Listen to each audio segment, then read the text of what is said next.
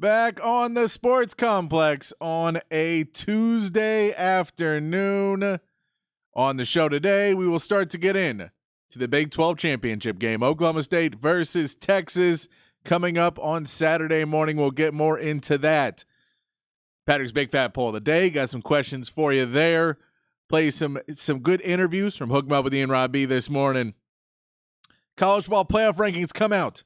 Lots of talk about the college football playoff rankings as they come out today around 6 o'clock. Talk a little NBA too, a matchup of two Texas teams tonight, and the man Draymond Green returns to action after a suspension against a team that he has once been suspended against.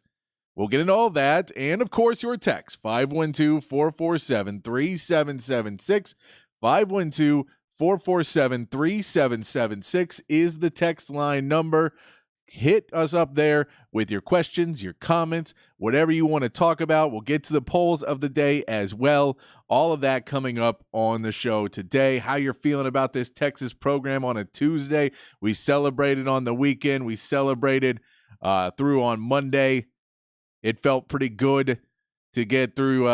We had to wait an extra day because we had the game on Friday, and then we waited and couldn't talk about it, and then other things happened, and then there was almost a huge celebration because some of those teams you need to win in front of you or two to lose in front of you almost lost.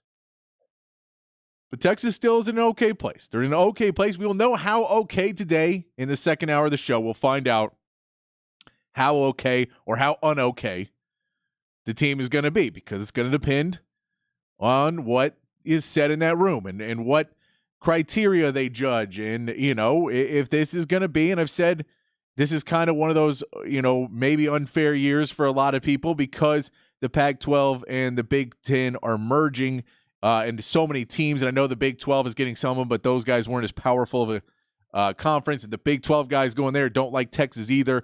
But the Big Ten, I think, is going to have a ton of power because they've always had a lot of power. And then you add in the fact that they're getting some of these powerful Pac-12 schools as well. It could give them a lot of power in this poll, and we'll see where Ohio State ends up after taking the loss. We know in the AP they did not move down as far as we thought they may, and the coaches they didn't move down as far as we thought they may. But we'll see in the college football playoff poll where Texas is lined up in the second hour of today's show. But Texas, before they can talk about anything else, has to take care of business. They have to be able to beat Oklahoma State. They have to be able to beat Oklahoma State well enough. If you want to talk about the style wins, we can say, after Texas beat Iowa State handily enough, covered the spread at Iowa State, they covered the spread easily against Texas Tech and put a whooping on them. This is a Texas team now that is winning those games as well as they should.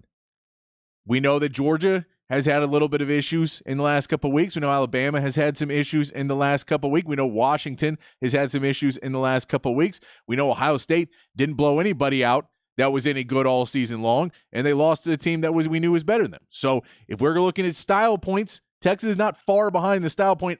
Oregon is the only team that's running away in the style point route. However, Oregon also went and beat Texas Tech by 8. Texas beat them by 50. I just if we want to look at one common opponent, just gonna say that. But Texas got to handle their business against Oklahoma State. They're 14.5-point favorites right now, which means you'd like to win by more than 2 scores. You'd like to win by 3 scores. That's a pretty rough time to go in a championship game. It is a team that you should be able to beat. It's a team that we've seen have come back week after week with Oklahoma State.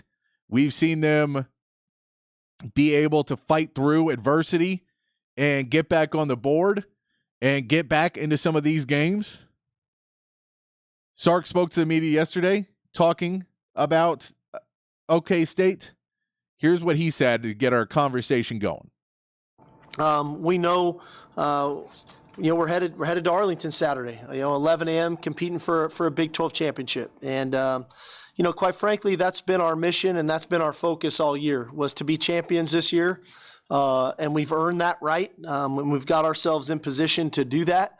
To think in the last 27 years here at Texas, there's only been 3 conference championships.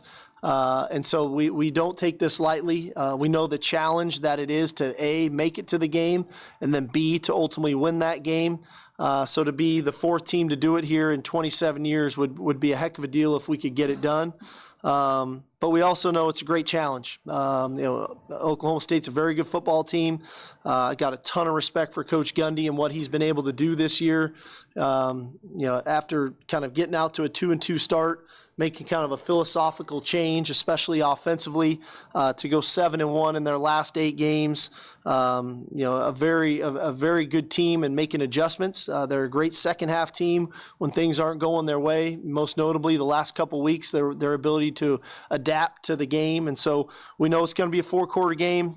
We know it's going to be a heck of a challenge for us.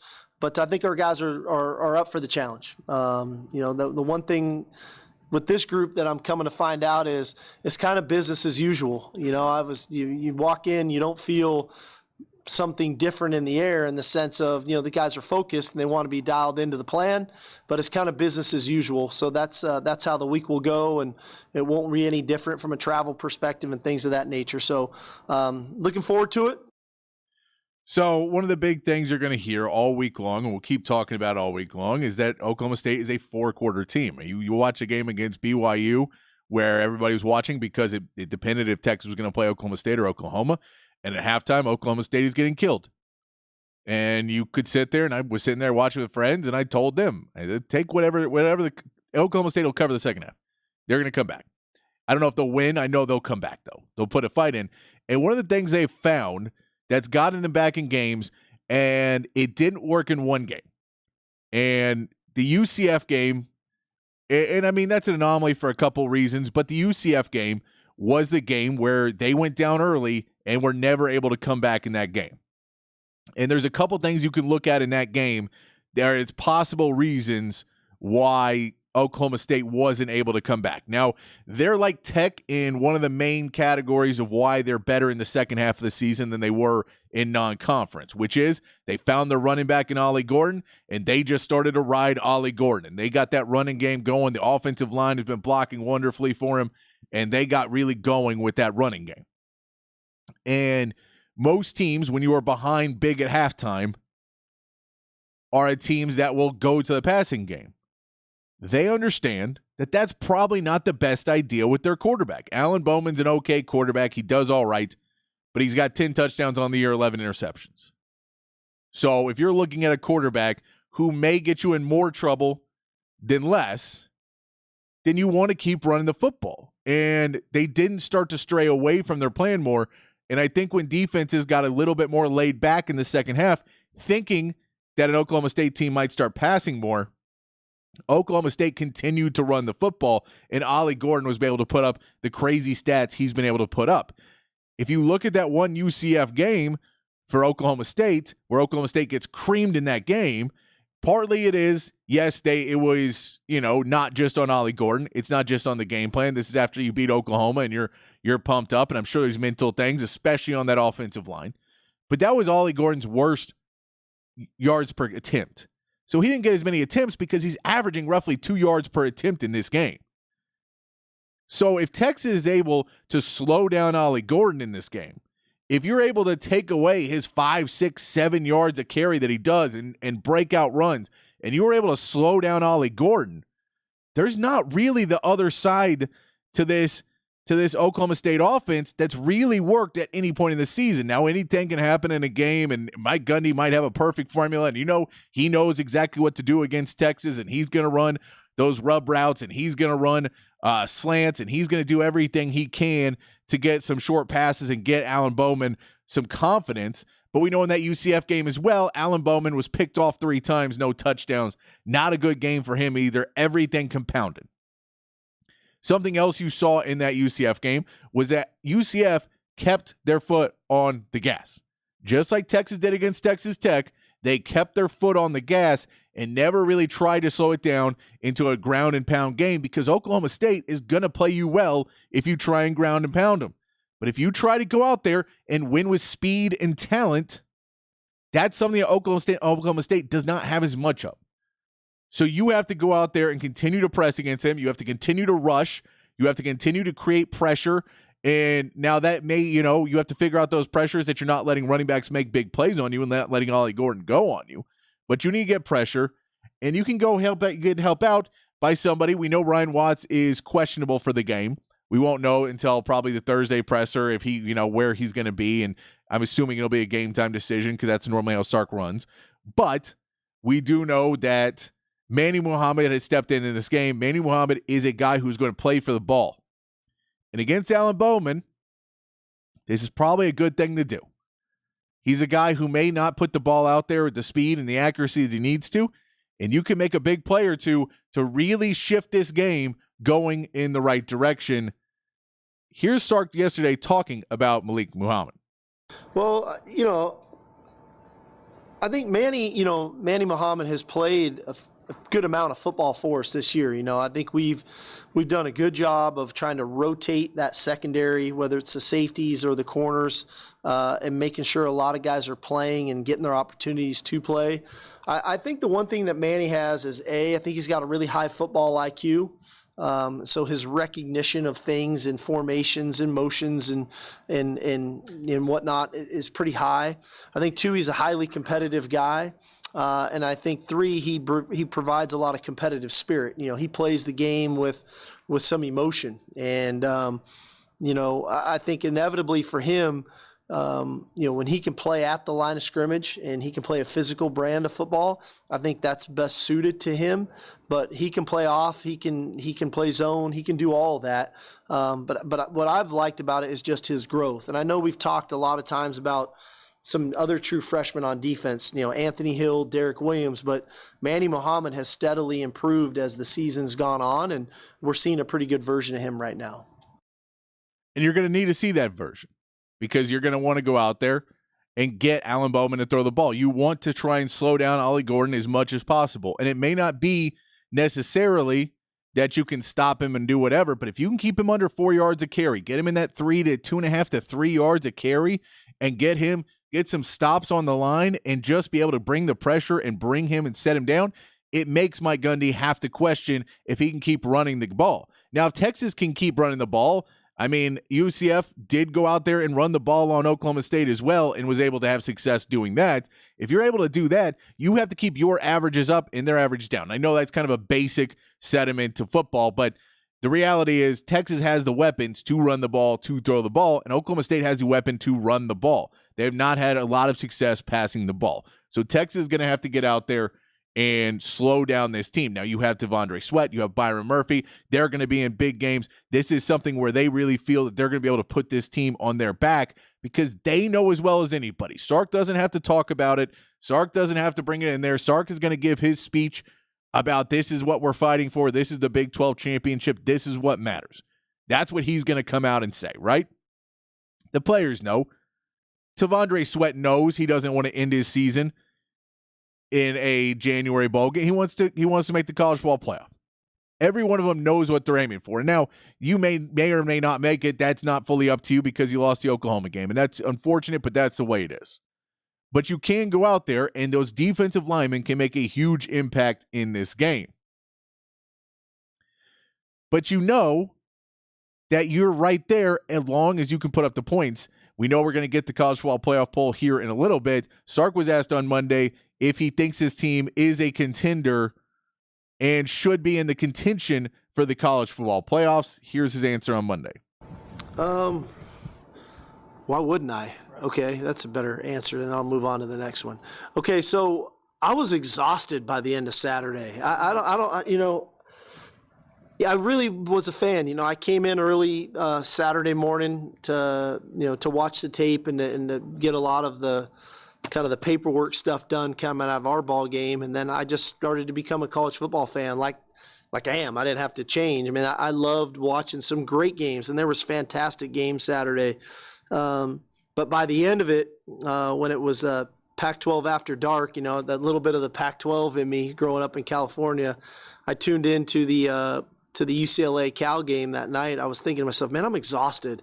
I don't know how you guys do it every Saturday. I only have to worry about one game. You all have to worry about a ton of games. But great games, great teams. You could see the grit and perseverance in some teams that got kind of pushed to the brink. And a lot of teams found a way to win games. A couple teams didn't. And now here we go into the next weekend. And what is this all going to look like? So I don't know why I wouldn't think we're a college football playoff contender. We'll talk more about that, I'm sure, after the game Saturday. But we're in great position. But what I also know is we have to take care of our business, like I touched on Friday. We've got a huge game in front of us here Saturday, and there is no college football playoff talk if we don't play really good Saturday and try to find a way to win that game. And if that happens, then there's another discussion to be had. But a lot of people got to play. A lot of good teams got to play one another.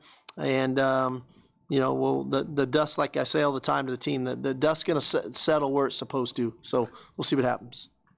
Which is great. Yeah, you got to take care of your business. You got to do it. But it is the talk of the day because college football playoff comes out in a little bit. He also was asked about being close to it. And the difference of this team is from years past where he's, it's his first double-digit win season as a head coach, that this is kind of what you've been fighting for and getting there in year 3 of the program. This could have been a year 4 thing, but you're able to get the team where you need them to be, and you have the players that are getting you. Here's Sark talking about being close to that college football playoff, and you're not just does he think he's a team? Because he's already said, of course, what makes us not a team, but also how does it feel to be this far into the season and your name's still in that picture? It's awesome. One thing I talked to the team about today, actually on that point, was we didn't come this far just to come this far, and there's more out there for us to accomplish. And that was a great celebration Friday night, but that wasn't the end, right? That was just another checkpoint in the journey. And so, it's awesome. And to think about the rare air, I'm in DKR every day. My office looks right into DKR. And to think in the last 27 years, there's only been 3 conference championships. And we're playing for one on Saturday where we can put our year up in that stadium forever. That means a lot, That's something that we don't take lightly. Like, that's a big deal. And so we're fortunate that we've stayed healthy enough to get ourselves to this point. We're fortunate that we have the depth to withstand an injury when it comes up. But in the end, like, to be in this discussion and to be playing for a conference championship, that's why I came here. Not every school do you really get these opportunities, and I feel like these are one of the places where you can, but this doesn't have to be a one-time thing. This isn't, hey, this year we did it and I don't know what's going to happen in the next 5 or 10 years.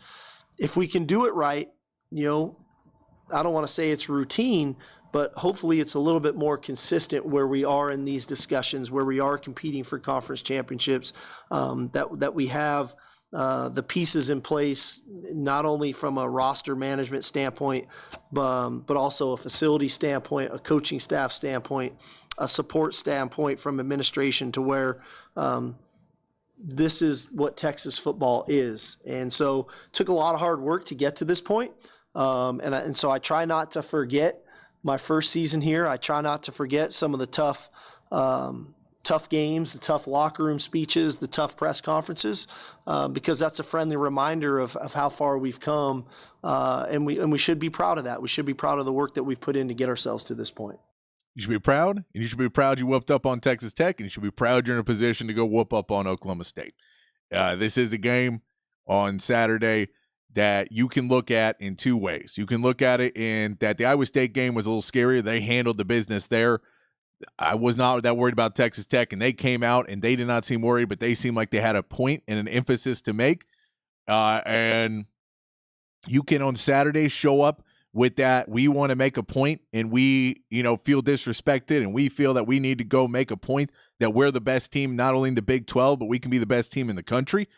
And you can come out and want to get into a fight on Saturday morning, or you can come out and think that, that this is already ready to go, and you're thinking about the next team, and you're worried about what's coming next, and Oklahoma State's not a problem, and they'll come and punch you right in the mouth, because that's what a Mike Gundy team does. We'll talk more about the Oklahoma State game as the week keeps going on, of course, as we get closer, and we have a big show coming up planned for you on Friday as well, and a big pregame show planned for you.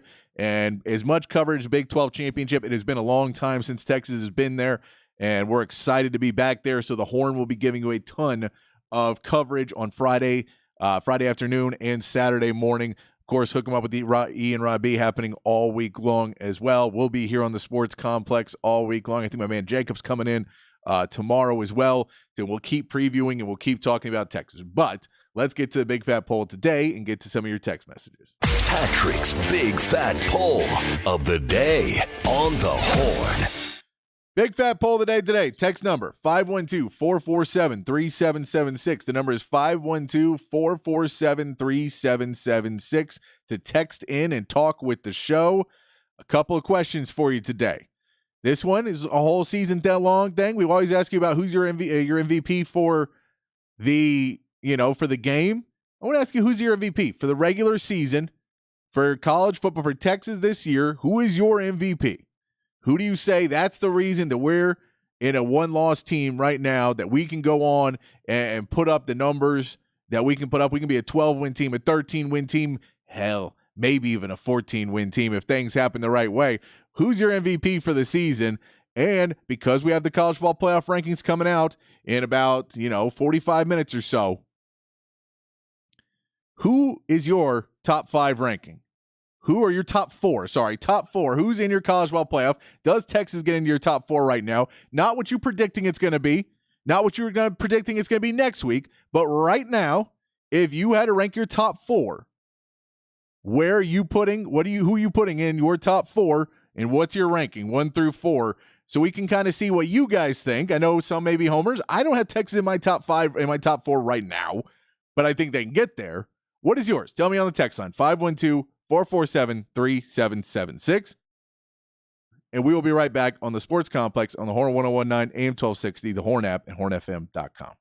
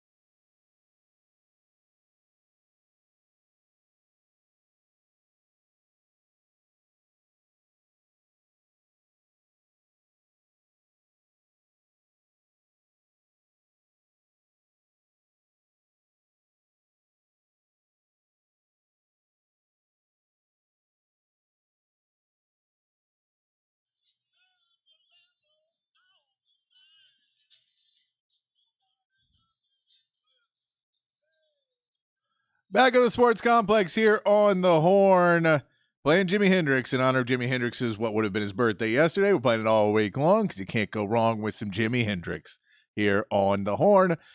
Taking your text messages. 512-447-3776 is the text line, asking who your MVP for the season is, the regular season MVP for you. For the Longhorns, we're also asking you, what's your current top 4 rankings? Not what you think is going to happen, but what your top 4 is right now. If you were in the room and you were picking who would be your top 4 before we get those announcements here in about 40 minutes, we'll know who the rankings are for the college football playoff rankings going in to championship week. Text line's open, though, 512-447-3776. My man, Chief Engineer, says, let's go. I am with you, Chief Engineer. Always appreciate you being part of the show. Locksmith Ryan says, what are your thoughts about the social media rumors that Arch will be transferring next year? I see these posts pop up all the time. They're clickbait. I've not heard anything from anyone inside the program or anybody that's credible. I hear much more insanely uncredible things in these than anything that's remotely credible. But yeah, I heard somebody had said since Quinn Ewers coming back for the next 4 years, was somebody, then they was like, why doesn't he go to Minnesota? Things like that. Larry Sclarette said that he wants him to go to Ohio State. Everybody wants to go. I think the SEC teams would be much more likely, just if we're going to have, fake discussions, but I don't think he's transferring. I think Malik Murphy is much more likely to transfer. We still don't know about Quinn Ewers. There's reports his family has said that he is probably going to come back next year. But again, it depends how this season plays out. It depends on what the scouts in the NFL are saying about it. There's more to this than him just saying, oh, no, I decided. At points you can look at it and say, well, if a scout says, well, you're a top 15 pick in the NFL draft, and he has a great game in the Big 12 championship against the Gundy defense that he struggled against, and he has a great game and we get in the college football playoffs in Texas in the college, and he wins a game there and he goes and plays for a national championship. Well, the odds are stronger that he leaves, right? But if they lose to Oklahoma State and he has a really bad game, the odds are greater that he comes back. Can Arch sit out one more year? Probably. He can't leave until he's 3 years in anyway, so that would give him 1 year to play as a starter and then possibly another. He also knows that if he's the backup next year, he's probably going to get playing time, and he's going to play for that number 1 spot. So, I mean, I get it, but it's all clickbait, Locksmith Ryan. It's all clickbait. This text says, R-Dub says, love the show intro. Those are my buddies. It's the Heebie Jeebies, a track from their album Grateful. They've kind of morphed into a band now called ADH Project, if you want to check them out. Really awesome band. The ADH Project and Heebie Jeebies was awesome too. Nate has the prediction already. 31-17 win is what he has got there. This texter says their top 4 is Georgia, Michigan, Washington, Florida State. That's about where I'm at as well. Sergeant Cake says MVP is Javondre Sweat, or hell, even the whole D-line. They were dominant this year. Even against OU, they were dominant. I'm with you. I think Sweat is a pretty good case for it because this team has seemed to become, in its more dominant days, a defensive team than an offensive team. And I know they put up 57 points. But if you say this team is not great in the red zone offensively and great in the red zone defensively, I think the D-line gets a lot of credit there, and Tavondre Sweat is the leader of that. Jonathan Brooks, MVP is what this texter says. MVP before injury. X would get it then. Jay Brooks is definitely on that list as well. Carried Texas through some games where I don't know if they win those games if Jay Brooks doesn't play as he is. They also have their top 4, Georgia, Michigan, Washington, and Florida State. I like that. A lot of people going with the undefeateds in that order. You're not going to let Ohio State jump into there. You're not going to let Oregon jump into there. I'm with you on that one. This texter says 1 Texas, 2 Texas, 3 Texas, 4 Texas. I think that might be a little bit homer. Maybe a little bit. But I like you fighting for it in the room. Get them all the points they can. We're going to play a clip from you from Jerry Hamilton was on with Aaron Hogan this morning. It's a really good clip. Anytime we can get Jerry Hamilton and listen to what he has to say about recruiting, about the news around college football. So we're going to play you that clip. We're going to get back to your text. Keep them in 512-447-3776. Who is your top 4 right now, and who's your MVP for the season for Texas? Send those in. We're going to keep the show rolling, play this interview, and hopefully we'll get a little bit closer to knowing where those college football playoff rankings are coming out in just a few minutes, right here on the Sports Complex. Hey, can we go to the Vaqueros hotline? He is one of our favorites. He is the senior national recruiting analyst for On3 Sports and Inside Texas. A great friend of ours. He's Jerry Hamilton. What's up, G? Not much, man. Not a lot going on this week at all, right? Yeah, not a lot going on, and we got lots to talk about. I appreciate you doing this. Hey, listen, let me start with this, because I want to talk some Texas and Oklahoma State before we get into some recruiting and what's to come with the portal and everything that you're trying to follow and cover at a very high level. Tell me about Ollie Gordon coming out of Euless Trinity and the type of player he was and what the Longhorns are dealing with. Amazing to me that Ollie Gordon only had 19 carries over the first 3 games. But once Mike Gundy settled on him as the engine of their offense, he might be running his way to the Doak Walker Award. Yeah, very, very interesting, player and prospect. Look, Euless Trinity wasn't the powerhouse they once were when he came out. I think maybe he was overlooked a little bit. With that being said, he was a 4-star running back. He was the number 15 ranked running back in the country in the On3 industry ranking. He was a guy that Texas offered a couple of days before signing day. And Mike Gundy actually kind of laughingly made reference to that yesterday in the press conference when asked what does Oklahoma State do when the blue bloods like a Texas comes in and offers one of their players late, and it was in reference to Ollie Gordon, and Mike Gundy laughingly said, "Oh yeah, you mean 12 hours before signing day?"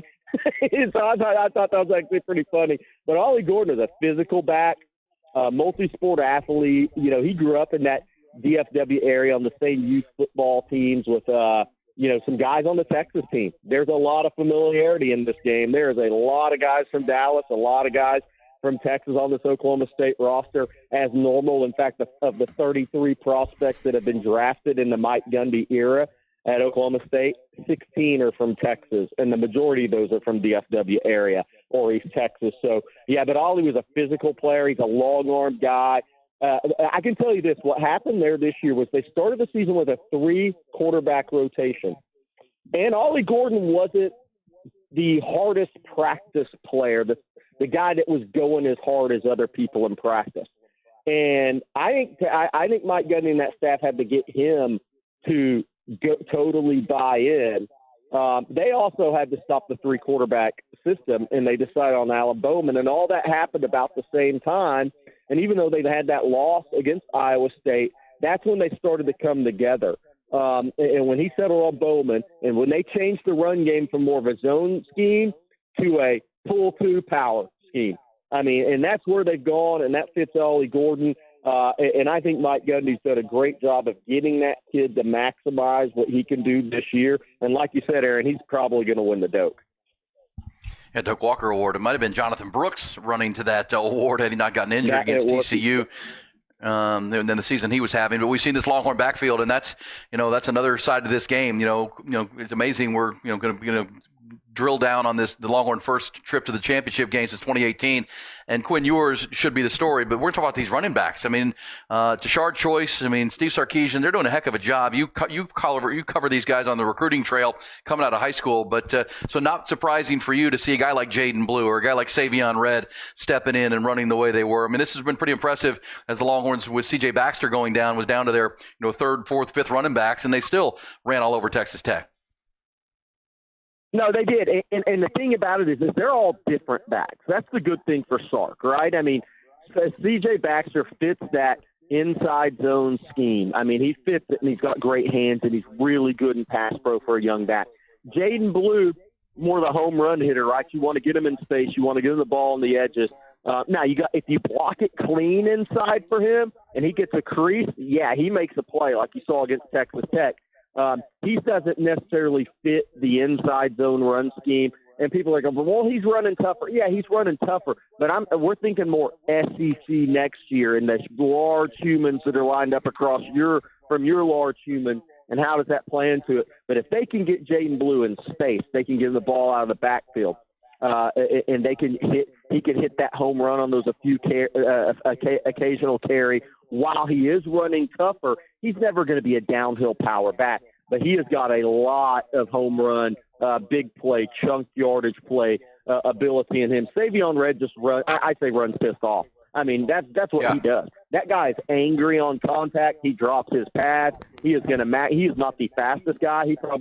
He might would lose the 40-yard dash contest among the running backs, but that guy runs with a physicality that you rarely see in a great running back field. And so I think the guys coming in, Aaron, Christian Clark, tremendous talent out of Phoenix area. I think he is a big-time guy. I think he fits the scheme perfectly with an NFL running back body type.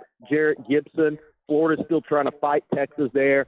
Jarrett Gibson, 5'10", 207 pounds, a downhill back, really fits the scheme as well.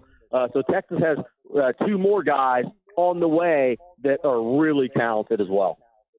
That's why we love talking to Jerry Hamilton. Jerry, we get in some debates because there are Longhorn fans talking, as they go into the Big 12 title game. It's their last game in the Big 12, regardless of what happens beyond it.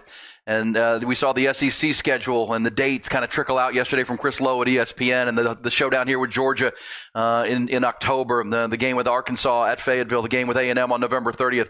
And there are still some Longhorn fans who feel like, hey, why are we moving to the SEC? Why did we make this call? Why didn't we just stay here now that the four corner schools are joining and they've made the additions? We'd be better off here. You've made it clear in our visits that these recruiting hauls the Longhorns are bringing in wouldn't be happening if the Longhorns were not moving to the SEC starting next year.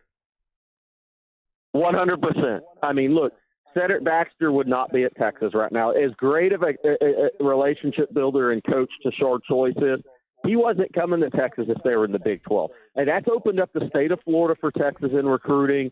It's opened up really Louisiana more so. It's just a different response you get from kids. And then let's be real, like Brandon Baker, the offensive tackle from Mater Dei, who's going to sign with Texas here in a few weeks and enroll early. He pretty much came down to SEC schools plus Oregon and Nebraska. So it wasn't even Pac-12 out there. It was SEC or Big 10. I mean, these kids, DeAndre Carter, his teammate who Texas lost out on the Auburn, he's going to play in the SEC from Mater Dei. This thing carries from coast to coast because these kids have grown up watching the SEC dominate college football, whether people think some of the teams are overrated or not. And look, I'm just talking from a kid's point of view. They see every national championship. They see the awards. They see the NFL draft. And when you put those three things together, you have a powerful force in recruiting. So why did Texas move to the SEC? So they can maximize their force. And I think it's a powerful force when they're winning. And Sarkisian, look, I mean, would Arch Manning have still gone to Texas if Texas was in the Big 12? I mean, maybe, but maybe not. The whole family's played in the SEC. I mean, it's an SEC family if there ever was one. 2 at Ole Miss, 1 at Tennessee, radio shows. I mean, everything's SEC with that family. So Derek Williams last year out of Louisiana, would he have come to Texas if they're staying in the Big 12? I mean, look at the schools he was really considering. They were SEC schools. That's just where this is at. And in the state of Texas, these kids know if you go and talk to them, when they get that initial list of schools when they're 16 years old or 15, when they start getting recruited, I'm telling you, 5 out of the top 7 in most kids' lists are SEC schools. Then you throw in Ohio State, maybe if they like out West, USC. That's just the reality of where recruiting is. And Sarkisian built the staff knowing Texas was going to the SEC to make the most of it. Great stuff with Jerry Hamilton. Longhorns will play their final Big 12 conference game ever coming up on Saturday.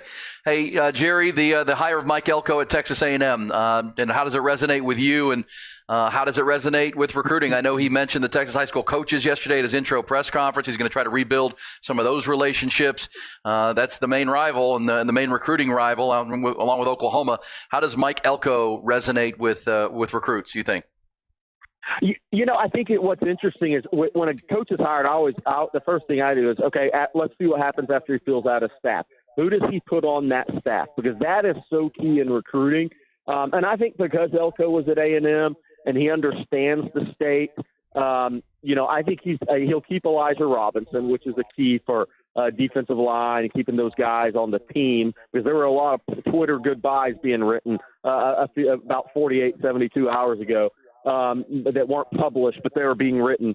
So keeping those guys, the ones intact that they want to keep in the program, I think that's big. But it'll be interesting to see who he fills out his staff with. Like I said, I don't think he's coming in green with not an understanding of the staff he needs to put together to maximize recruiting in Texas. So I think they'll do fine. I think Mike Elko has enough of a field to do fine. Him himself, I mean, to be determined. There's just not. I think he's good with coaches How's he going to resonate with kids? I think that really comes down to how many games you win. I mean, he needs to have a good first season at Texas A&M, and he's not coming in with a bare cupboard now. I mean, there's a lot of talent on that team. They've just got to piece together some of the positions in need. They got to keep their quarterbacks healthy. They got to better on the offensive line. But, I mean, there's a lot of defensive line talent. There's some good young players in that secondary if they all stick around. There's some good young running backs. We'll see what happens with an Evan Stewart. If Damian Craig's not on that staff, maybe Evan Stewart comes back to Texas A&M. Not out of the question, because I think if Damian Craig is retained, there's no chance he comes back. So we'll see what happens with Elko's offensive staff. And I think he understands and knows all these things that I'm talking about, so it gives him an opportunity to have success. Jerry Hamilton. Last thing, Jerry, you talk to these coaches all over college football and the high school coaches. Is there any way to put into perspective how busy this December gets starting Monday, whether you're playing in the playoff and you're Sark or not, or you're getting ready for a bowl game? The portal, you're trying to close the 2024 recruiting class on December the 20th. That window opens while you're trying to get ready for a bowl game, while you're trying to re-recruit your own roster to keep them out of the portal. That's why we see these staffs continuing to grow with people. You just need as many hands on deck to handle the next couple of weeks starting Monday. Yeah, you have to have an NFL type of personnel department these days. Mike Gundy talked about it in his press conference yesterday. He said all our coaches after the game Saturday, they won't go back to Stillwater. They'll scatter to go recruit. I mean, that's where we're at. I mean, that Big 12 championship games, it ends an hour and a half later. You're on the road recruiting. I mean, just think about that. You go back with your team. You're hitting the road recruiting. The portal is madness. Like the linebacker from Vanderbilt, the team captain put his name in the portal. Will Howard put his name in the portal, or announces he's going to put his name in the portal already. I think it's going to be – I'm not sure it's going to be wild this year, but I think it's going to be a little bit more so than last year. I think this is the first year that I think we're really going to test the limits of the portal because just when you see the captain of the Vanderbilt football team put his name in the portal, I mean, that's thing you didn't think you would see in college football 4 years ago. And I know, look, he's been there a while, and he's got an opportunity to go win. And I mentioned he's a Flower Mound Marcus kid. So I think it's going to be crazy. These coaches, I mean, look, these next 3 weeks for them, like you said, Aaron, and if you're in the college football playoff, I mean, just think about dealing with all that. And the craziest thing, Aaron, is let's say Texas wins Saturday, and let's say they get in the college football playoff. There's going to be kids exiting the program at Texas on a team preparing for a playoff game. That's how wild college football is right now.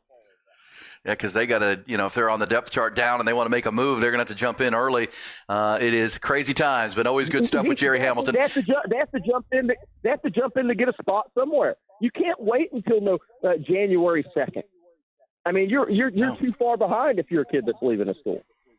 And I'm looking for the spot for you, and that's the way college football works now. Like it or hate it, that's the task. Longhorns will be fine with that, just as they're playing the college football playoff, or maybe getting ready for the Cotton Bowl or the Fiesta Bowl, depending on how things fall on Sunday. Hey, Jerry, thanks so much.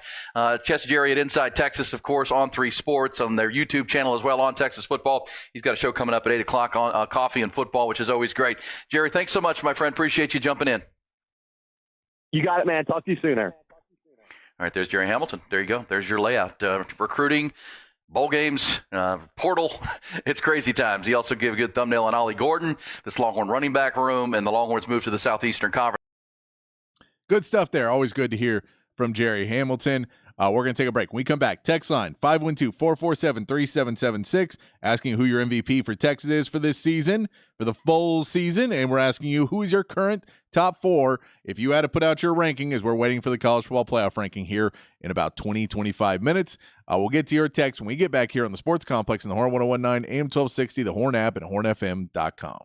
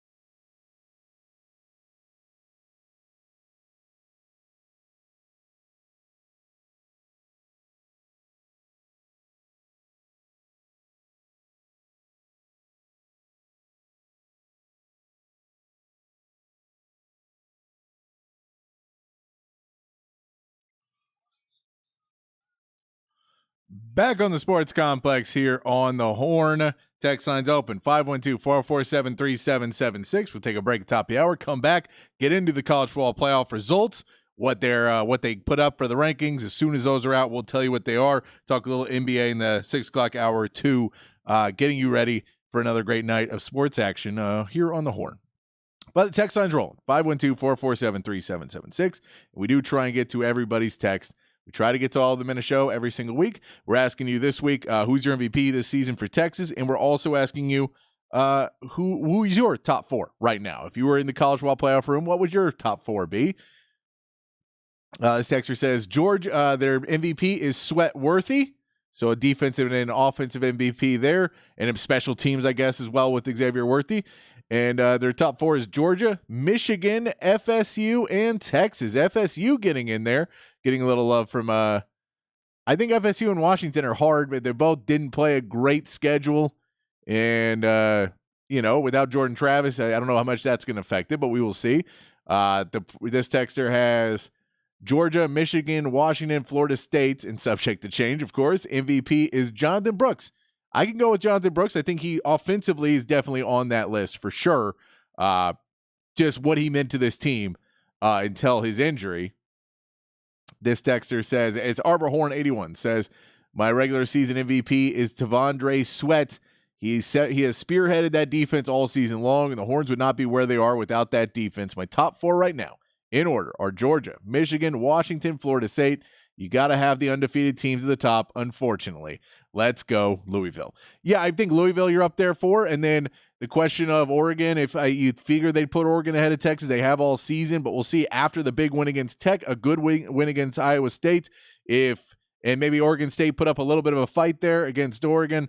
If they decide to allow Texas to move ahead of Oregon at this point, if they're still keeping the Pac-12 above, we'll get those answers soon enough. Another text coming in from Coach Rodney from Rosebud Lots. I'm going to the game on Saturday with kickoff at 11 o'clock. What time do all the festivities start beforehand? Hoping for a great game, and my MVP of the season is Sweat. He's been kicking ass all season long. He's making our run defense what it is. I know that from what we talked about this morning, we had a meeting this morning, our pregame show is going to be from 8 a.m. to 11 a.m. for everyone who's driving up to the game. If you want us, we're going to be trying to do it. I'm going to be joining the pregame show as well. So it should be myself. If Rob Babers is feeling better, well, hopefully he'll be feeling better by then. He'll be on the show. Aaron Hogan will be on the show as well. Maybe Ty will even come in. We're going to talk, and we're going to go for 3 full hours, 8 to 11 a.m., getting you ready for the game. I don't know what festivities of tailgating. If I had to guess, tailgating festivities will be starting very early. I don't know what Jerry World tailgating rules are, but I'm assuming things will be kicking off 6 or 7 in the morning. People will already be out there drinking. So I'm sure you can get to that. But if you're driving up to the game, we'll have your pregame show for you starting at 8 a.m. on Saturday. Dexter says, Georgia, Michigan, Oregon, Bama. That's got to be your end of season right there. You can't have 2 undefeated teams out and Bama in over Texas. That's a come on there. That's just crazy. That's just crazy. All right, we're going to take a break. When we come back, we'll get to more of your texts. We will get to the college football playoff rankings. Keep sending in those texts of who's your top 4, who is your MVP for the season, and anything else you want to talk about in the 6 o'clock hour. We got time to talk to you there as well. So keep sending in those texts, 512-447-3776. We'll be back on the Sports Complex and hopefully have you some more college football playoff rankings right around the corner here on the Sports Complex in the Horn 1019, AM 1260, the Horn app, and hornfm.com.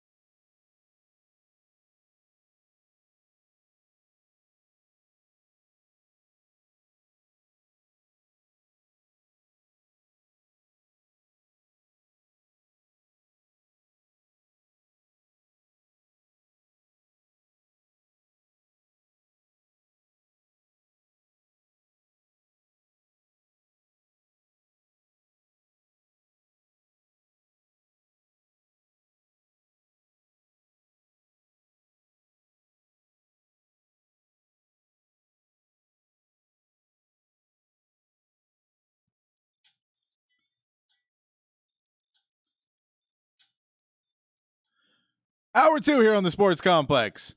Here on the Horn, going to talk some college football playoff rankings. We'll get a little NBA talk and more of your text messages, and also an interview earlier today with Mike Craven. All that coming up on the show. College football playoff rankings are in through Team 7. They have not announced the top 6, but Texas remains at 7. Alabama at 8. Ohio State still above all of them. Not surprising, but disappointing. Now you have to now hope that the committee is going to take a Big 12 championship and put them above. We have also not seen where Ohio State is. I'm assuming they're going to be top 4 still, because I can't stand Ohio State and how much preferential treatment they get for being in a really, really bad conference. The rest of that conference is garbage, but we'll see. We'll see. I'm biased towards the Big 12 right now. I think the SEC is a really good conference. I think the Big 12 has at least some good teams. We did see Oklahoma State come in at 18. That's who Texas will be playing. Oklahoma, the one team that beat you, is at number 12. So we got those numbers in as well, but they have not released the top 6. But Texas staying at number 7 in your college football playoff, which means Ohio State is still ranked above you. It makes some sense because they did lose to the either number 2 or number 1 team in the country in Michigan. However, it's disappointing because we know that Notre Dame game, Notre Dame is ranked number 17. They beat Penn State, who is now ranked number 10. Ohio State is coming in at number 6. So you are able to jump Ohio State now. If you win the game, you put them at 6, it does give you a possible way to jump them. It does make it a little bit harder to jump the Pac-12, but we will see how that pans out as well, because if Washington beats Oregon in this game, then Oregon will then drop behind because they're a 2-loss team. Texas can jump up there. You need a Florida State win and a Washington win, and Texas can still get in. Our Florida State loss and a Washington win, and Texas can jump into that 4th spot. That's a very possible scenario. You beat Oklahoma State. All of those things happen. Georgia beats Alabama. That is still a scenario. With no surprise, Oregon's coming in at 5 in the college football playoff ranking. No huge surprise on any of that, right? So if we look at it that way, Texas still has a path that's pretty straightforward there.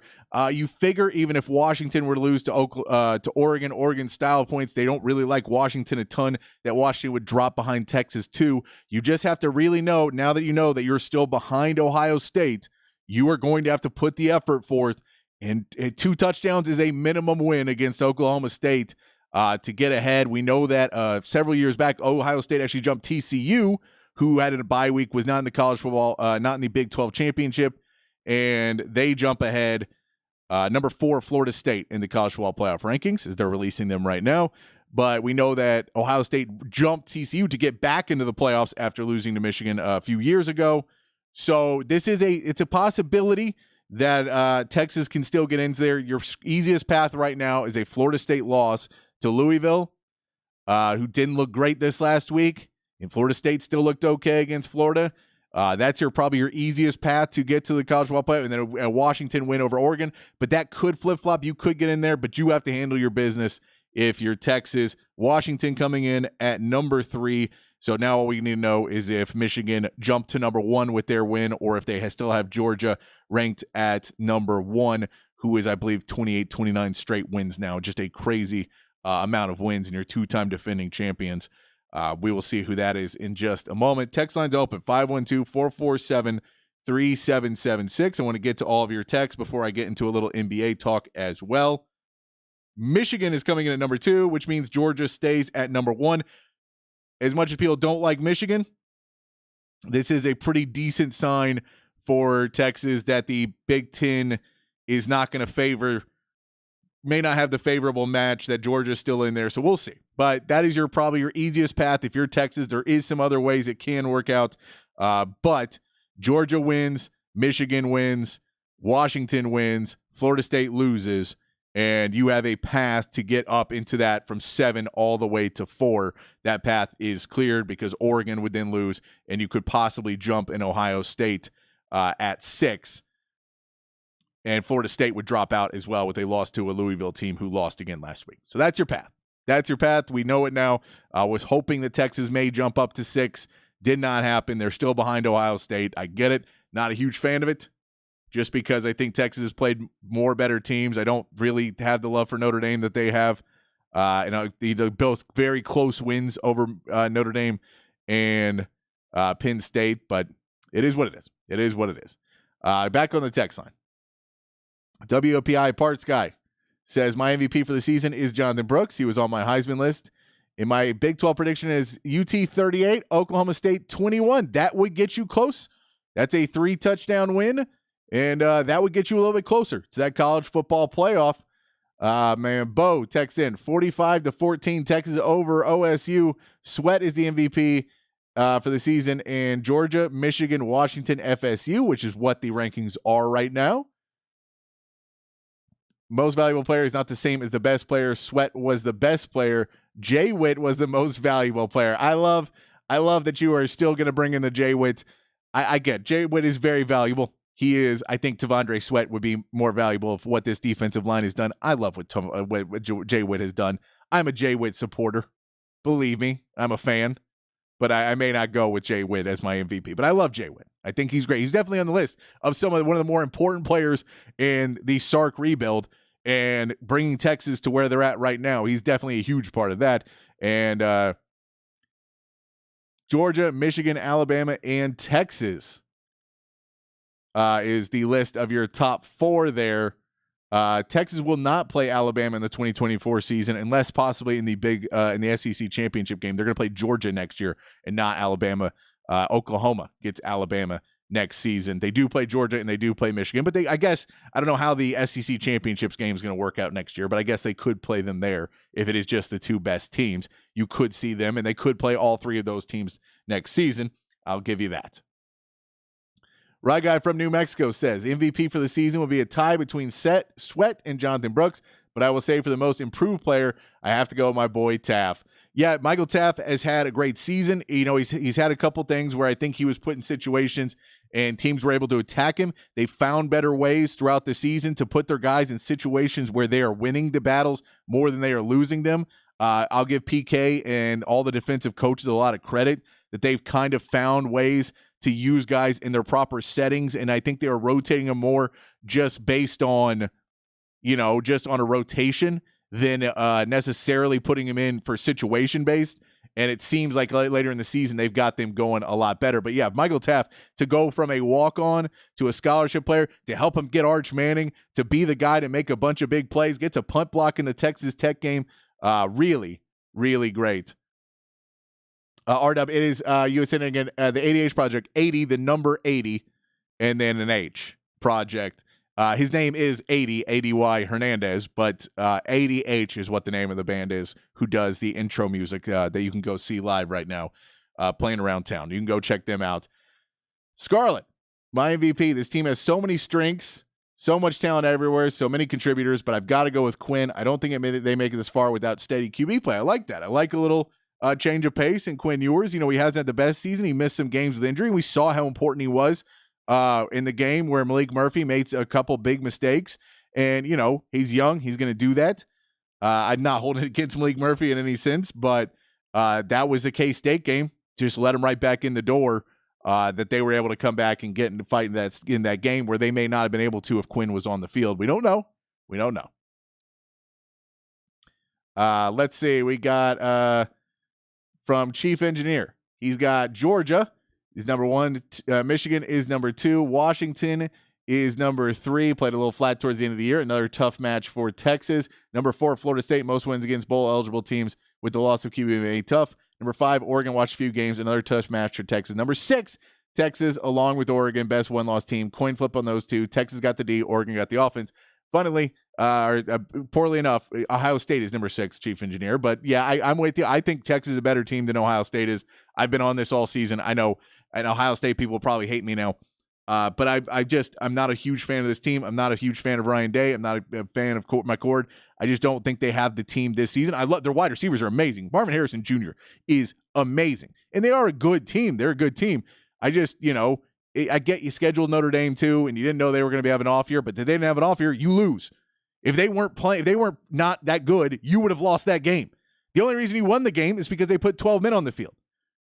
So you should have another loss. That's the reason I don't like Ohio State, is because they should have another loss there. And then claiming Penn State's great because they beat up on a bunch of nobodies and then Michigan will go kill Iowa because Iowa can't play offense. They're literally told that they have a Nepo baby offensive coordinator that can't do anything, and that's your third best team or your fourth best team in your conference is a guy who they're like, oh, we don't have an offense. We have to fire offensive coordinator, but we're not going to fire him until the end of the year.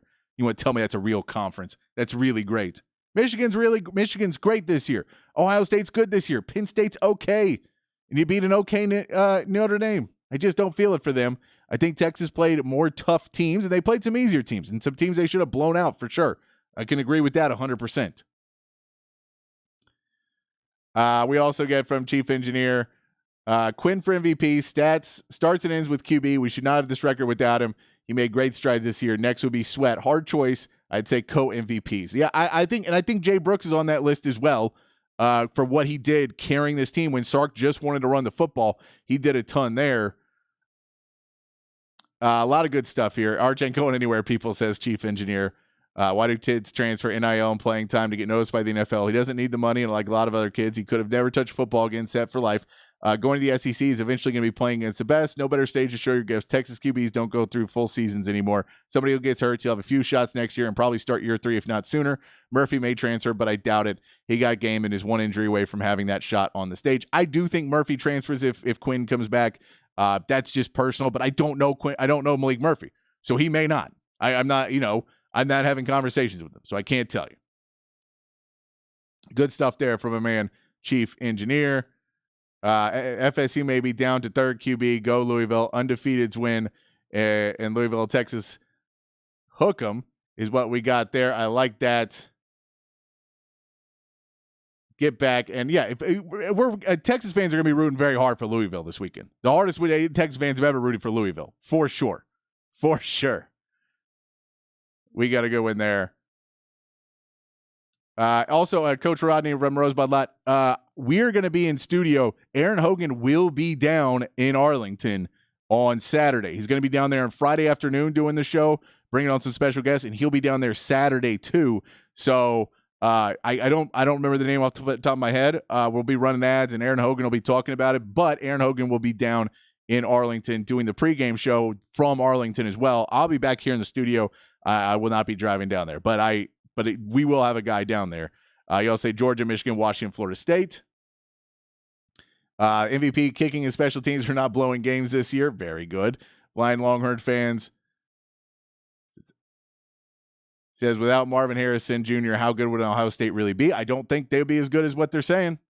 I don't think they would be as good at all. I have to say that. WPI Parts Guy says, been having conversations all day long with a lot of Ags, not worried about Elko. Would have hated to see Trailer going to College Station. They'll be better and they'll keep fighting. It depends. Is he going to be able to coach with money? We will see. We will have to see with Elko going to Texas A&M. Season MVP is Tavondre Sweat's 10-pound change from Mike in Omaha. Is there any chance NCAA bans Michigan for making the playoffs with all the controversy surrounding them? If they did, Ohio State gets in. That the reality is Big Ten's getting one of their teams in. They just are. They have too much power. They're going to get one team in. Ohio State will complain that they lost to a team that was cheating, even though they clearly weren't cheating when they played Ohio State. They'll complain. They will get in. So a Big Ten team's getting in. I don't think they should be suspended because we still don't even know what they really got out of it. I don't know if there was any. There was, we got a 3-game suspension. If you want to suspend more, if you want to do stuff after the season, that's fine. I don't think you should, knee-jerk reaction, kick him out just because we want him kicked out. I don't know if that would go with that, but who knows? Who knows what the NCAA will do? They are not a great organization. Not a great organization. Before we go to break, I do want to mention tonight, Rockets and Mavericks are playing. This is a game for the in-season tournament. The Rockets have been doing okay. Mavericks are 3.5-point favorites. The problem is the game is at Dallas. Rockets are allowing 98 points a game at home, playing really good defense at home. They are 0-4 on the road, and they have allowed 113 points a game on the road. The defense is not traveling with the Rockets right now, that intensity and defense. We'll see if they're being able to bring it against a Luka Doncic, who's starting 30.5 points per game. And Grant Williams, his last 10 games, the three-point percentage is dropping. It's dropping, but at home, he's still shooting 55% from three. So if Grant Williams shoots three like that, plays good defense, and we know Luka can go out there, Kyrie can play really well.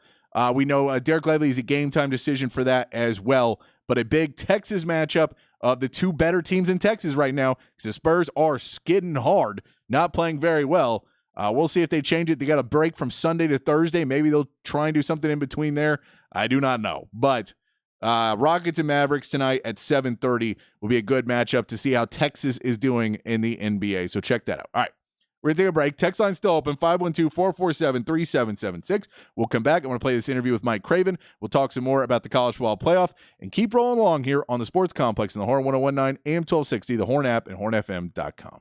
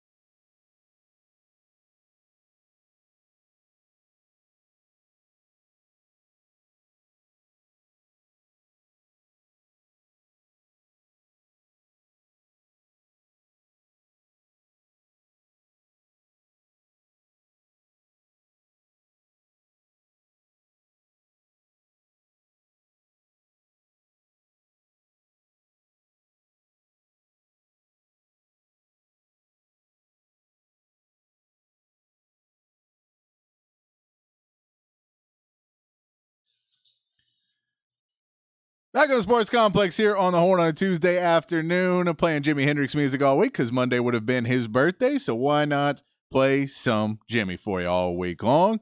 Cranking up some manic depression for you. Always got to love listening to some Jimi Hendrix. It's a good excuse for me to go back and listen to some Jimi Hendrix, and I was enjoying it, so I thought I'd share it with you guys all week long. Text line's still open, 512-447-3776. I'm going to play this interview from Mike Craven on Hook 'em Up this morning. Really good stuff, talking about all going around, talking about a bunch of college different football from Dave Campbell's sports senior editor. WPI Parts Guy did say, did Wemby Mania die out? Spurs kind of regressing. Yeah, look, the team started to figure them out. They don't shoot threes as well as they used to. And, you know, teams are playing Wemby hard. He's still putting up some decent numbers, but putting up a lot of shots. And there's not a ton of other real like rotation guys on a playoff team on that team. They're going to need to get some more talent on that team. We will see if they try and make a move before the trade deadline, if they do go after somebody to try and get a little bit better this year, or if they continue to just kind of wait it out and it's a multi-year build. We don't know what they're going to do. Wemby is still playing well, but that is a hard team to watch at points this season because they just have a lot of guys that don't necessarily put out the defensive effort they need to be putting out. I really tried to like Jeremy Sohan. I know Spurs fans love Jeremy Sohan, and I'm a diehard Spurs fan. I cannot stand Jeremy Sohan. I don't see it. I know that there's highlight plays of him doing well. I know he does stuff well, and I'm not saying that he's the worst player and shouldn't be in the NBA. I'm not saying that. I'm saying that considering him a starter in the NBA at the level he's at right now, he makes way more mistakes than he makes good plays, and the fact that he doesn't hustle and he just gets blown up on defense constantly, and he wants to play well when he's on TV, but when he's not on national TV, he doesn't play as well. I think he's in it more for the show. That's just personal opinion. I'm going to trust my Spurs that they know what they're doing, and they're going to do the right thing because they've done it before lots and lots of times. So I'm going to go with them. But Wemby Mania is still, I think it's still there. I think people are just kind of hoping that they should, that they're going to get it done. Texter says, Matt in Round Rock says, I think Texas' biggest worry is that it should be Bama barely beating Georgia and both SEC teams getting in. Both would have bigger wins, harder schedule. Texas can't complain about that because one of the biggest reasons they are leaving the Big 12, SEC ranks away ahead in Power 5 conferences, so SOS win percentage. I get that. I personally don't think Bama's going to beat Georgia. I agree it would cause a major problem if Bama beat Georgia. And look, if they beat them by 50, it's hard to say that Georgia shouldn't be in the game still as well as they played all season long. I just don't see it. This is a team that needed a 4th and 31 to beat Auburn. And Auburn lost to New Mexico State the week before. So I don't think they're quite on Georgia's level. I think Georgia's been playing out of this world. Milrow's gotten a lot better. I think Alabama's really good, but I just think Georgia's on another level right now. So I don't think they're going to beat them, but who knows? It is championship week. Anything can happen. Texas just needs to take care of their business. Texter says, Trey Jones needs more minutes. I agree. Trey Jones needs to get in that game. The Sohan experiment was fun, but I'm not with it anymore. Put him on the bench. Let him be a team. Let him try and, earn it back on there. W Parts Guy, once his body fills out, he'll be fine.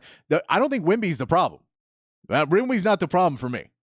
There is a lot of other guys on that team that are the problem for me other than Wemby because they want to just shoot threes. They want to play offense. They don't want to play defense. They don't really seem like Spurs guys in the way that's been built before. Wemby is trying to play both ways. He will get better. He's not an MVP. He's still in the Offensive Rookie of the Year conversation for sure. But yeah, he'll get better and better. I don't put the Spurs' problems on him. I put the problems on him that, when he's not out in the game, they do not look like a team anymore. If him and Vassell are both out, it's really bad because everybody then wants to be the star and they don't want to play any defense. I think it's proven the NBA lottery gods love the Spurs. Let Wemby get his legs this year. Don't bankrupt the future. A team of bad signing or made up of just desperation. I agree with you. I think the one that you would look at is if the Bulls, Zach LaVine, if Coach Pop likes Zach LaVine and wants to bring in a guard like that and see who we can bring in from the Bulls. That's something that's curious right now. It depends on who else is available, is what you'd have to see there. All right, I want to play this audio before we get out of here from Mike Craven talking to E and Rob B this morning on Hook 'em Up. With that in mind, let's go to the Vaqueros hotline. He is the senior writer at Dave Campbell's Texas Football Magazine, doing an incredible job of covering college football border to border here in the great state, top to bottom. He's all over it. He's our man, Mike Craven. He's also my co-host on the Eyes on Texas multicast, which we will have out tomorrow. We'll record our newest episode coming up today. What's up, Mr. Craven? Nothing much.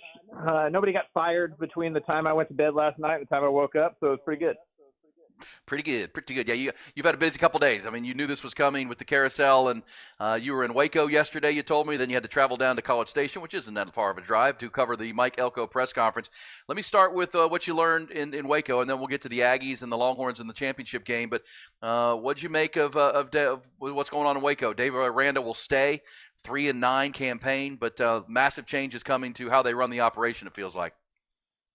Yeah, I think he's going to go back to being defensive coordinator, Dave Aranda, where he's calling the plays, where he's coaching the schemes, where he's in those meetings all of the time. And they're going to look for an offensive coordinator with an explosive offense, but also one that's had some head coaching experience. And this isn't a unique thing. There's plenty of colleges around the country where there's basically a head coach for the offense and a head coach for the defense.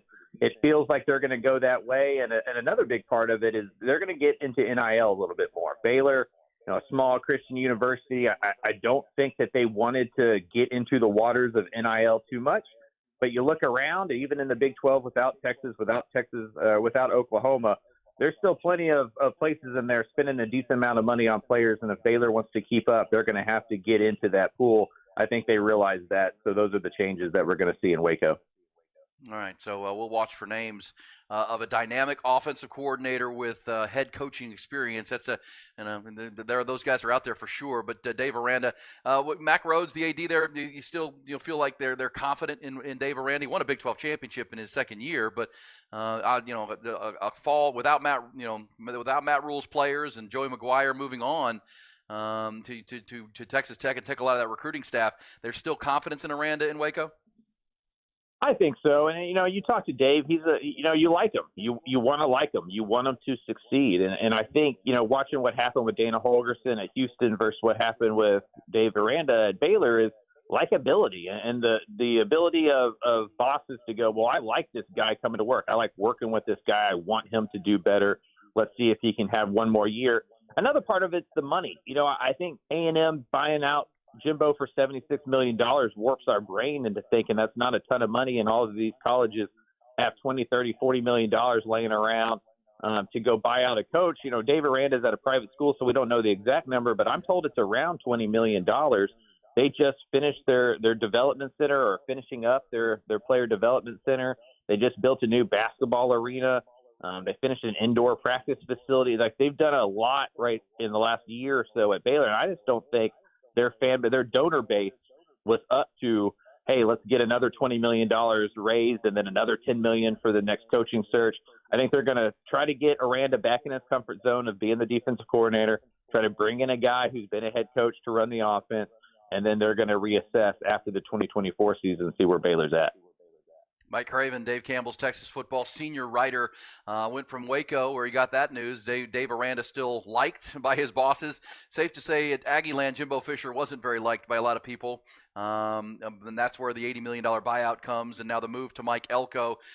Just your thoughts, Mike. Obviously, we all heard and saw the reports that Mark Stoops was the choice, and maybe flew to College Station and was told to go back because of fan and regent and booster backlash at the hire. And now Mike Elko is in.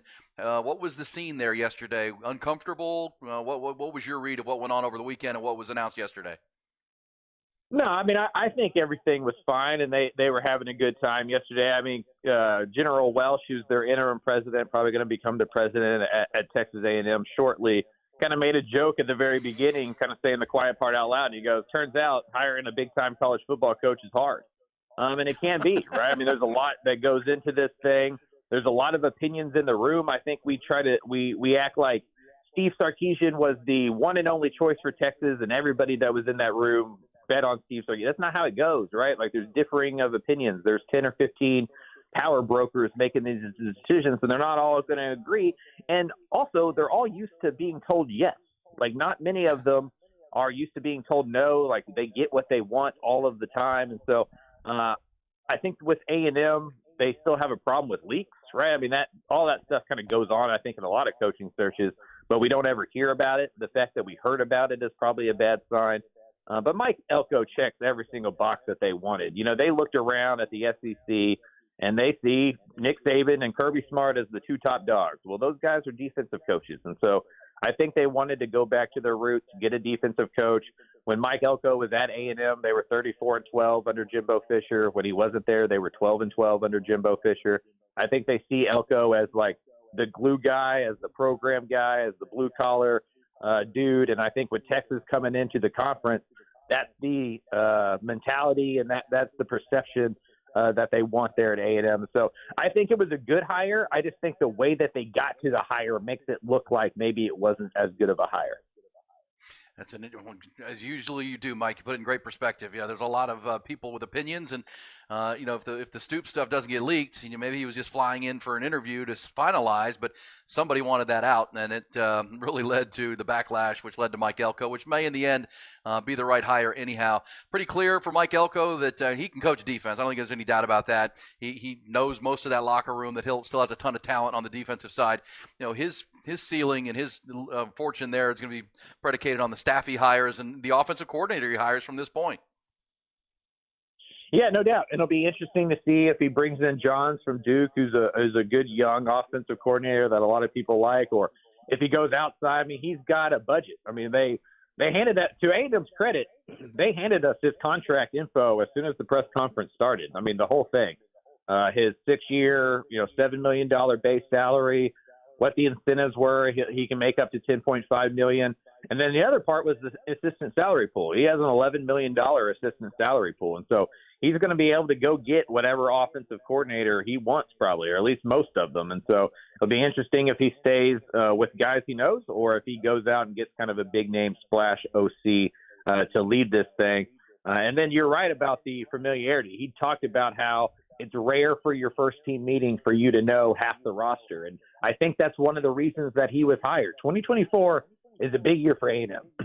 They had a 12-year start on Texas. They're now in the same conference. They're hosting that game on November 30th. They don't want to get embarrassed. And to have a guy come in and to keep most of that roster intact gives them the best chance to compete with Texas and compete in the SEC in 2024. I think that was a big part of why he was hired as well. Yeah, well said. What about Ross Bjork? I mean, there's some talk that it wasn't his guy and got overruled. And what's your thought on Ross Bjork and his standing now at the top of the athletic department there at A&M? Yeah, that one's going to be interesting. They've had a lot of turnover. Ross talked about how he's had 4 different presidents in 4.5 years there at AD. I do think it's one of those things at A&M that without that surefire, condensed leadership at the top, it's allowed a lot of other parties to become pseudo leaders, like a lot of factions within that back room there at A&M, because they haven't had just a consistent president to be the guy or the gal there, to be the boss. And so I don't think he has as much power as a lot of athletic directors. And I do think that some of the Mark Stoops stuff goes back on Ross. And I think some of the contract of Jimbo goes back on Ross, right? And so this is a big hire for him. Elko needs to work out. If Elko doesn't work out quickly, I'd imagine he's on that block as well. There's Mike Craven, senior writer, Dave Campbell's Texas Football. Before we talk some Texas and Oklahoma State and your thoughts on what's coming Saturday, your alma mater, UTSA, Jeff Traylor, he was a candidate at A&M and interviewed for that job. Houston has come open with Dana Holgorsen after a 4-8 season being relieved. Is he the natural choice there? We talked about Gary Patterson as well. I know you've written some stories on top candidates you're hearing out of the U of H.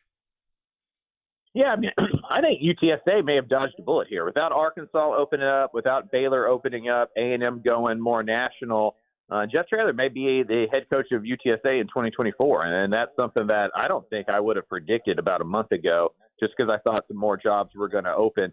Houston's going to be interesting because Houston doesn't have as much money as a lot of the programs in the Big 12, and so I think Traylor's choice right now is, do you stay at UTSA and try to win the American and maybe get into the playoffs a couple of times out of every 5 years? Or do you go to Houston and where you're going to have to be under-resourced and catching up to the rest of the Big 12, and maybe 8-4, 9-3 is going to get you fired, where 8-4, 9-3 at UTSA may not be celebrated, but it'll keep you going. And so I think UTSA is going to be okay there on the Houston search, although you never know what's going to happen with coaching carousel stuff. If I'm Houston, my first call is Willie Fritz at Tulane. He was at Sam Houston. He knows the area. He knows East Texas. At Tulane, you're recruiting Houston a lot. He's just a ball coach. Like, the dude's won at like 4 or 5 different college levels. And so he would be my first call. I would absolutely call Jeff Traylor. But they'd be silly not to just kick the tires on Gary Patterson. I mean, he led TCU into the Big 12. He's kind of done that whole not having as much resources as everybody you're playing, and he loves that. He relishes that kind of work. He wants to get back into coaching. And so I imagine he gets an interview, he gets some feelers out there and see how interested he is and if they could afford him and what he thinks about NIL and the transfer portal. Because that's kind of the thing with some of these older coaches, right? You just want to know how they feel about modern football and if they're going to adapt to it, because you're not going to four-star general your way to wins anymore. You need to be more of a player coach than Gary was. It'll be interesting to see if he gets back into it, kind of how he's changed as a leader. Yeah, and you kind of feel, I argued this yesterday, Mike, that if you get Gary Patterson, it's his last job, right? I mean, he's going to stick and stay there and help build that program like he did TCU with a fertile recruiting base, if he's willing to go, and play in the NIL space. But at the same time, you hire Willie Fritz, and he kills it at Houston, be another stepping stone spot for him because he's on the rise as is. But will be interesting because I think Gary Patterson could be there 10 more years and be your coach for quite a while. Traylor and Fritz, might be a shorter-term situation for Houston. Either way, great stuff from Mike Craven. Mike, you were at the game on Friday when Texas demolished Texas Tech 57-7. As we told folks, you grew up you pretty much grew up in the Texas athletic department. Your grandfather was the longtime team doctor there, Dr. Craven. And so you've been to a lot of football games there. I've heard from a lot of people that was as good a game experience and game electricity that maybe we've ever seen at DKR. What was your read on the game, and then what you experienced in the building? Yeah, I mean, it's hard to disagree with that. I had gone to the Kansas game earlier in the year, but it was during the day. Like, there's just with the drones and the light show and the LED and everything. That was amazing that was the Friday after Thanksgiving. Like, I've probably gone to 150 Texas games in my life, and that's got to be top 5 experience that I've ever seen. What Del Conte and that group has done behind the scenes with Bevo Boulevard and having Bob Schneider at Texas City Limits, like, it was a packed house. I remember when Matt got there and the whole come early, be loud, stay late thing. That was a plea. That was like, please do that because y'all don't do that. Please come early, stay loud, be late. And now you don't have to have that rallying cry anymore. And I think Texas is SEC ready on the football field, and after what I saw Friday against Texas Tech, they're SEC ready in the stands, and that's going to be a big part of the success over the next year or two. Yeah, we talked about that yesterday, that was the vision. CDC said when he got here, and people were talking, well, why are you doing all this when the team's no good? Let's get the team good. He was like, no, my job is to make the experience a great one. We want to look like Austin. We want to be like Austin. We want it to be a celebration of Texas football.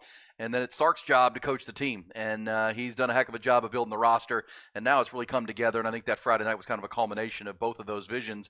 And, maybe a signing post for where it's headed, big picture. What about the game Saturday? Now, Longhorns are a 2-touchdown favorite. Oklahoma State has gone 7-1 in their last 8. Not always pretty, but Mike Gundy can flat coach. What's your level of concern for the Longhorns on Saturday to get a championship? Yeah, I wasn't that concerned about Texas Tech because it felt like the thing Texas Tech did the best was the thing Texas was best at stopping, and I feel like this Oklahoma State game is essentially the same thing. Ollie Gordon's great. I've been watching Ollie Gordon play football for 3 or 4 years. He was awesome in the DFW area at South Grand Prairie. I was actually watching an Ollie Gordon playoff game against Allen when Sark's news got announced that he was going to be the Texas coach. That was that year the playoffs went into the following calendar year because of COVID. He's awesome. But Texas is incredible on the defensive line front. I mean, Tavondre Sweat, Byron Murphy, you're not going to run against those guys successfully. Like, if your key to victory is running through Tavondre Sweat and Byron Murphy, you ain't winning. And I just don't see how Oklahoma State passes the ball enough to outscore Texas without the run game. Mike Gundy said in his press conference, in his career, he hadn't been very good when he's one-dimensional, and they're going to have to figure out a way to run the football. I know Tech was able to put up some numbers, but at no point during that game were they controlling it with the run game. If Texas gets a lead like they did against Oklahoma State, like they did against Tech, I just don't see the Cowboys built in a way to really push Texas. I think this was a better matchup than, say, a rematch with Oklahoma or another team with maybe a more passing-centric identity. they match. Styles make fights, and this style matches up really well for Texas. Yeah, that's well said. And had it been Oklahoma and Dylan Gabriel and the ability to run and play that spread veer and really get after Texas, which they did in the Cotton Bowl, you'd be a little more concerned. But at the same time, it's Mike Gundy, 7-3 in the last 10 against Texas, and always has something up his sleeve. So we look forward to that game. Mike, real quick, while you were at the game and you talk about top 5 experience, what about when Arch Manning came in the game? That was pretty surreal. This is a third-string quarterback, only came in because Malik Murphy got run into on the sidelines on a kickoff and banged up his shoulder. So Arch is in the game. That was. What a hero's welcome he received. That was pretty cool. Yeah, to take everybody behind the curtain, when a game is a blowout like that, all of us up in the press box are writing our stories. Like, we're getting a head start, we're writing our stories. So most of our heads were down looking at our computer, and then all of a sudden the crowd went crazy as if something – I didn't know if McConaughey had taken his shirt off or what was going on. Like, the crowd was going insane.